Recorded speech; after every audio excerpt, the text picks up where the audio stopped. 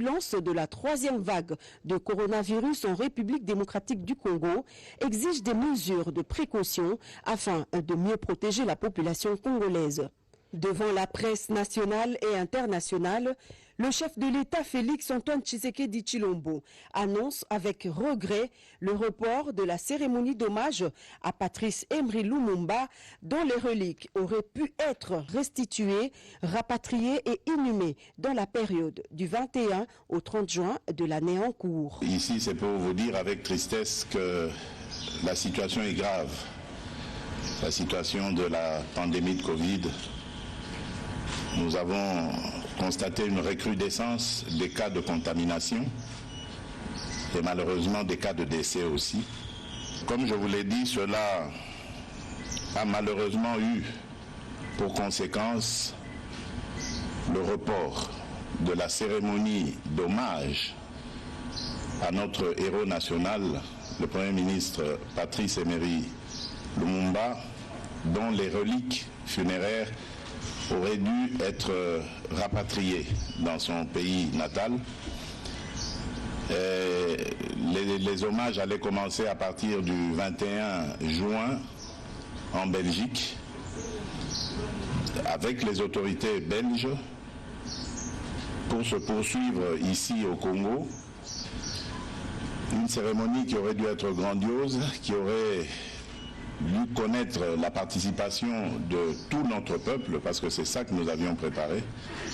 Mais malheureusement, comme je vous l'ai dit en prélude de cette communication, ça n'a pas été possible de la tenir. Il faut se rendre à l'évidence, il faut privilégier la santé de nos compatriotes, et donc, malheureusement, je suis au regret d'annoncer le report de cette cérémonie. Un report, oui, mais pas une annulation. Le garant des institutions livre une nouvelle date. Les hommages au Premier ministre de la République démocratique du Congo et héros national Patrice Emery Lumumba auront bel et bien lieu du 8 au 17 janvier 2022. Ce n'est qu'un report qui nous verra refaire la même chose. Peut-être que c'est Dieu qui l'a voulu ainsi pour que la cérémonie soit encore plus grandiose. Et donc elle est reportée au 17 janvier de l'année prochaine. Et il y aura la même chose, les hommages en Belgique, les hommages au Sankourou et à Kisangani. Et enfin, le clou de cette cérémonie sera ici à Kinshasa à cette période-là. Sa personnalité, son combat et son apport dans le processus de l'indépendance de la RDC, la marque Lumumba est beaucoup plus retentissante, a dit le chef de l'État Félix-Antoine Tshisekedi Tshilombo. Ce qui n'est pas forcément un oubli à l'égard de ses compagnons, allusion faite ici à Paulo Maurice et Joseph Okito. Évidemment, Patrice Emery Lumumba, c'était le Premier ministre de ce pays, le Premier ministre. Et donc, forcément, sa personnalité, vu son combat, vu le rang qu'il a occupé, est beaucoup plus marquante que ses autres compagnons d'infortune. Rendre hommage à Lumumba n'est pas forcément oublier Okito et Mpolo. Il leur sera aussi réservé une place dans cette cérémonie. Bien avant ce face-à-face avec les professionnels des médias, François et Roland Lumumba, deux fils du héros national, avaient été reçus en audience par le chef de l'État. Ce point de presse intervient quelques heures seulement avant que le chef de l'État s'envole pour la ville de Goma, où il va compatir avec cette population meurtrie du fait de l'éruption volcanique du 22 mai dernier.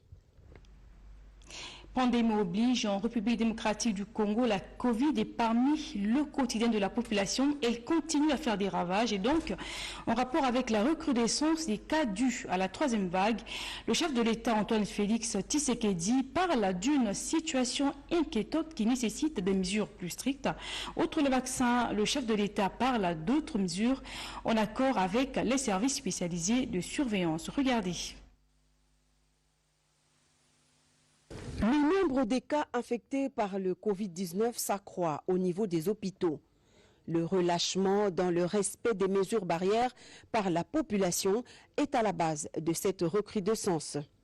Outre l'option liée à la vaccination, le président de la République a promis d'annoncer depuis la ville de Goma, où il séjourne depuis cet après-midi, d'autres mesures plus draconiennes en vue de lutter efficacement contre la propagation du virus et préserver ainsi les vies de la population. Mesures qui seront prises en concertation avec les structures de surveillance, notamment le secrétariat technique de lutte contre le Covid-19 et la task force présidentielle ad hoc. Avant-hier, j'ai tenu une grande réunion avec tous les responsables qui sont engagés avec nous pour lutter, pour combattre cette pandémie. Nous avons pris certaines mesures. J'attends certains inputs pour pouvoir à ce moment-là revenir devant la nation et annoncer les mesures qui vont être prises. Malheureusement, comme je l'ai dit, nous allons devoir à nouveau resserrer la vis parce que les cas de contamination sont en augmentation exponentielle, dangereusement exponentielle, et les cas de décès également. Donc, ça ne va pas faire plaisir, mais je crois que la vie et la santé passent en premier lieu. Et donc, au cours de cette réunion, il a été levé l'option d'avoir une multitude de vaccins. Vous savez très bien que l'AstraZeneca, le vaccin AstraZeneca a posé des problèmes et continue à en poser, à la fois d'effets secondaires, mais également de confiance vis-à-vis des populations. Et donc, il serait mieux que nous multiplions les variétés de vaccins. Et nous avons très bon espoir d'en avoir de Pfizer, des Chinois et des Russes aussi, le Sputnik.